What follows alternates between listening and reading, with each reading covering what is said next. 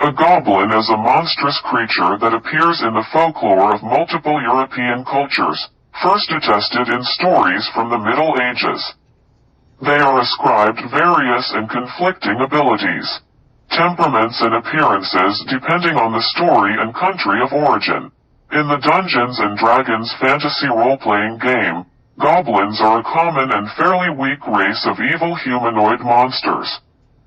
Goblins are non-human monsters that low-level player characters often face in combat. Goblins often inhabited temperate plains, though many were also known to live in caverns or underground. Goblin color is primarily a color from green color family. It is a mixture of green color. People with witchcraft is called witch. They apply magical practices, spells, and creates and summons evil creatures. Witches can fly mounted on forks, poles, and especially broom. Witches were said to make unguents or brews from the flesh of the hanged, from live infants, from black flour or grain, in a cauldron big enough to hold 7 witches. Cooked over a fire lit by the heat from their furious dancing.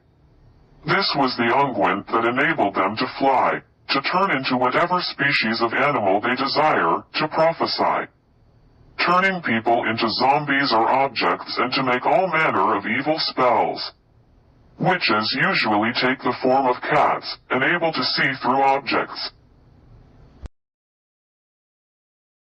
Grim Reaper. For thousands of years, various cultures have had figures to represent death. One of the most common and enduring of these is the Grim Reaper, usually a skeletal figure, who is often shrouded in a dark, hooded robe and carrying a scythe to reap human souls. The Grim Reaper seems to have appeared in Europe during the 14th century. It was during this time that Europe was dealing with what was then the world's worst pandemic, the Black Death, believed to be the result of the plague. It is estimated that about 1/3 of Europe's entire population perished as a result of the pandemic, with some areas of the continent suffering far greater losses than others. The original outbreak of the plague occurred during 1347 to 51, and outbreaks then recurred several other times after that. So, clearly, death was something that the surviving Europeans had on their mind, and it is not surprising that they conjured an image to represent it. A vampire is a creature from folklore that subsists by feeding on the vital essence, generally in the form of blood, of the living. Vampires are undead creatures that often visited loved ones and caused mischief or deaths in the neighborhoods they inhabited while they were alive. They wore shrouds and were often described as bloated and of ruddy or dark countenance, markedly different from today's gaunt, pale vampire which dates from the early 19th century. Why do vampires drink blood? Vampires drink blood to survive and, secondarily, for pleasure. This distinction may seem irrelevant, but not all vampires relish draining blood from living things, mostly humans. Blood can be compared to food and drink for humans. Vampires require blood to drink in order to survive. What happens if a vampire doesn't get blood?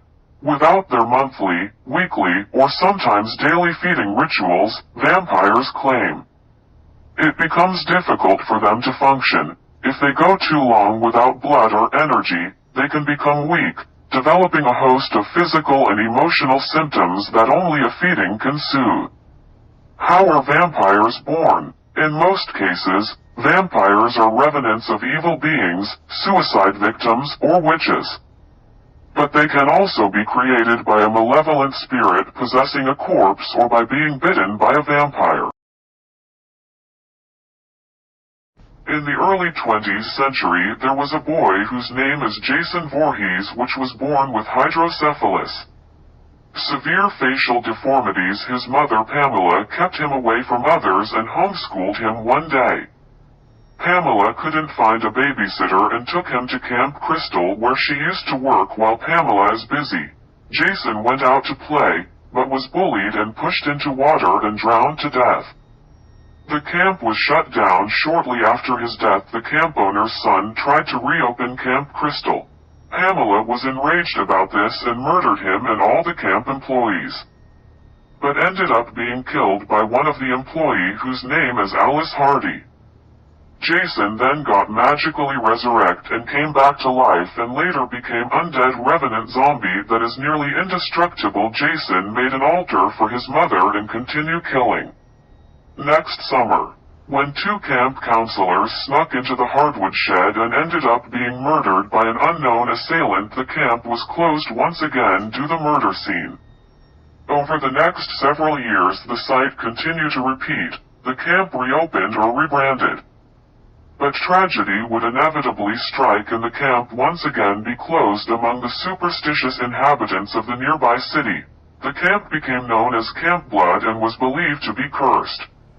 High criminal murder record happened on Friday the 13th. The people who were murdered was said to be stabbed or decapitated by knives and axes. Jason then was known as the Dawn of Death.